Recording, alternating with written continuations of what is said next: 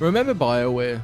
Well, sure, they've released some pretty questionable releases as of recent years, but just like Disney and Lucasfilm after The Rise of Skywalker, Bioware was known for creating fantastic video games, and trust me, that won't be the only pop culture reference in this video. Anyways, Bioware made fantastic games like the always popular Star Wars Knights of the Old Republic, the competitor to the Elder Scrolls and Dragon Age, and the reason why you've checked out this video review, Mass Effect. Mass Effect Legendary Edition has just released on the PC, PlayStation and Xbox, and it may be one of the greatest collection of games to release together. Mass Effect Legendary Edition collects Mass Effect 1, 2 and 3 all together in one neat little package. Oh, I see. Then everything is wrapped up in a neat little package. Really, I mean that. Sorry if it sounded sarcastic. But not only just collects all 3 titles, but Mass Effect 1 has been graphically updated too. Gameplay mechanics have had some quality of life improvements. There's 4K enhanced visuals, a PC controller support for those of you who, like me, started playing these games on console and have now moved to PC. On top of that as well, like the standard collected editions you generally get, it comes with all DLCs including promo weapons and armors. When booting up the game, you'll be greeted by a pretty sweet launcher where obviously you'll be able to play Mass Effect 1, 2 or 3, and before you might ask 2, yes, if you play any of these games, quit the game, you'll come back to this screen, at least on PC, and you won't need to completely shut down and restart the Legendary Edition to change what game you're playing. Now obviously being one of the greatest trilogies in all of video games, I played Mass Effect, but if you haven't, here's a quick breakdown of story / gameplay wise. Mass Effect is your basic Bioware role-playing game. If you've played Knights of the Old Republic or Dragon Age, most of its gameplay mechanics will be pretty straightforward and familiar to you. You'll start off all 3 entries by creating your own character known as Shepard. Now, as an addition to Mass Effect 1, you'll also be able to create a female character, where this was only available in Mass Effect 3 when it originally launched. Anyways, you'll be able to create your own character or use the character design that was created for the game. Now personally, I always pick this character model. Now if you're playing and finishing the games in order too, you'll be able to import your character over into the next entry of the series. When creating a character too, you'll decide their backstory and their class, which has more of an impact on gameplay as well. Certain classes are restricted to using certain weapons. For example, the Soldier class, which is generally my go-to class, it has no special abilities like space magic or hacking into enemy shields, but this class can use all weapons and armor. Now I'm not going to break down the story as such for Mass Effect. It is huge, it's space set, and it's over 3 games, but for anyone who's interested in the series, if you're a fan of Star Trek, Star Wars, a little bit of Aliens, not much but a little bit, or Bioware in their prime, then Mass Effect is 100% for you. The staples of Bioware's previous RPGs are here with being able to create your own character, choose a class, change your loadouts, and just like Dragon Age and Knights of the Old Republic, you'll be able to bring companions on your missions with you, which will change up the gameplay. You'll have characters whose specialties focus on ranged attacks or space magic, and you can even just bring characters that you've built a relationship with. Gameplay for the Mass Effect series is pretty straightforward. It's a third-person shooter with team-based mechanics and a cover system. The first Mass Effect game is heavily story-based, but the combat has aged just a bit. Now the Legendary Edition has updated the living crap out of the graphics, and the combat is still the same, so if you're expecting the combat for Mass Effect 2 or 3 in this first game, you won't get it here, just as a heads up. Now as a kid though, I started my journey with Mass Effect in Mass Effect 2, and it was a little hard to figure out what was going on at first, but that's no longer the case here with the Legendary Edition. Should you wish to fire up straight into Mass Effect 2 or Mass Effect 3, there's an interactive comic narrated by Commander Shepard while they recap the events of the previous games, and you'll get to choose key narrative points like relationships and who lives and who dies. He's got a heartbreaking decision to make about whether his best friend lives or dies. Now besides just being a space RPG with Gears of War-esque cover mechanics, Commander Shepard can also command his squad in battle. You'll be able to tell your companions to use certain weapons, which in my case I always had Garrus use a sniper rifle. You'll also be able to tell them to use their special abilities, like Liara for example putting a space magic floating black hole behind enemy cover so enemies are open to attacks. You'll even be able to direct specific squad members to certain locations, to regroup or to target a particular enemy. I played this on a PC, and holding down the shift button, it'll pause the game, allowing you to take a bit of a breather, assess the situation, and equip different weapons and command your squad. Now just like Shepard, companions can only use certain weapons.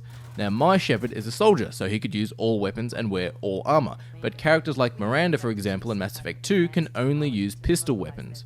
Another great thing about having these titles together is being able to play them back to back. Now yes, that might seem like a stupid answer, but it helps massively with the story.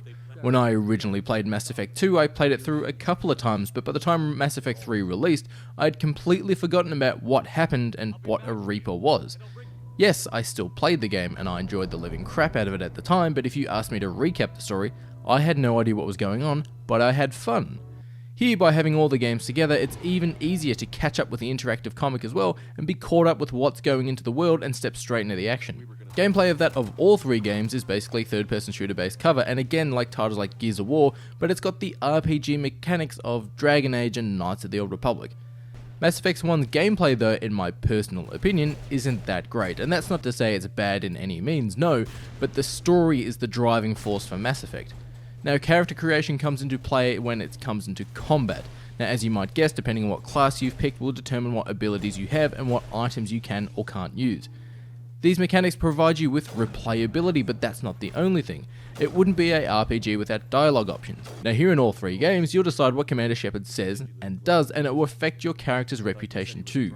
Just like in the Knights of the Old Republic games, there is a morality meter here which makes Shepard a good guy hero or a gruff, tough asshole.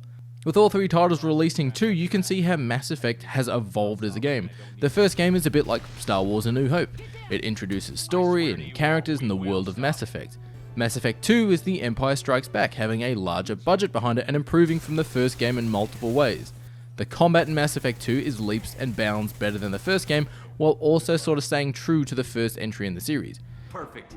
Thanks. Getting in and out of cover is a hell of a lot smoother. The inventory management is a lot easier. By removing the traditional equipment screen, you just choose your character and what weapons they have, rather than equipping them with armors. In the first Mass Effect game, you'll unlock 90% of your companions within the first hour of playing, where here in Mass Effect 2, you need to actively go out and recruit your team, and the roster with the added DLC characters is huge. Mass Effect 2 also changes its weapons too. In the first game, weapons worked like the cooldown recharge system like the blasters in the Star Wars Battlefront games, where in Mass Effect 2 and 3, they'll have a more traditional ammo clip that needs to be changed out. Mass Effect 3 is like Return of the Jedi. You either love the film, you're indifferent about it, or you hate Ewoks and how long it takes to rescue Han Solo.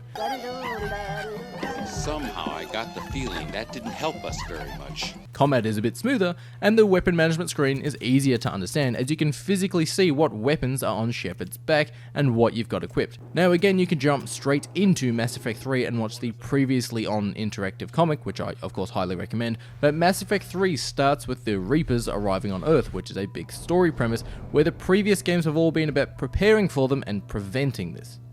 It's sort of like starting Game of Thrones on the last season. Yes, say what you will about the ending of Mass Effect and the end of Game of Thrones, and yes, that last season was crap, but the characters, the world, the story, everything leading up to that point was great. It's worth noting too that Mass Effect 1 is a traditional space RPG made by Bioware.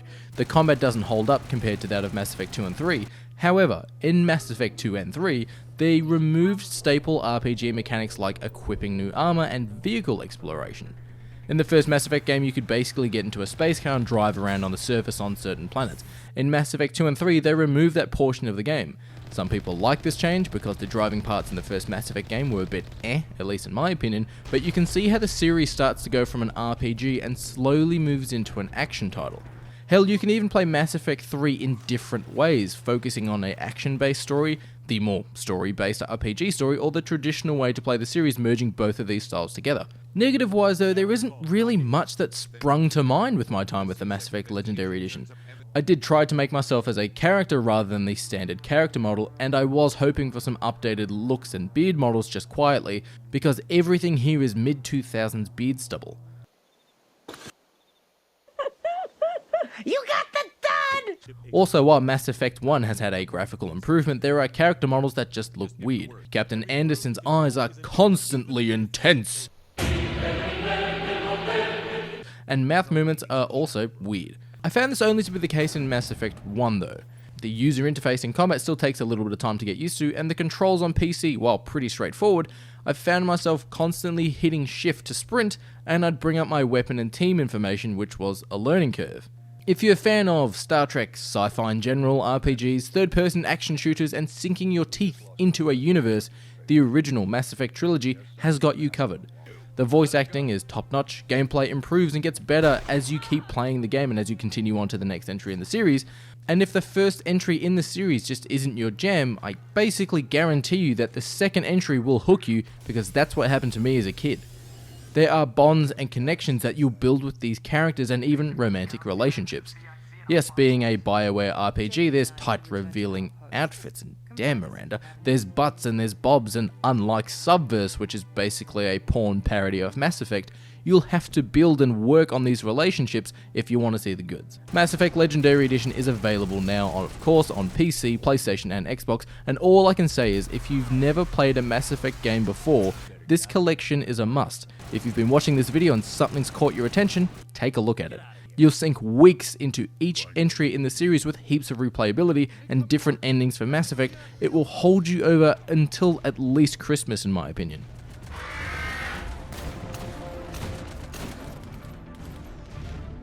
General, tell Primarch Victus will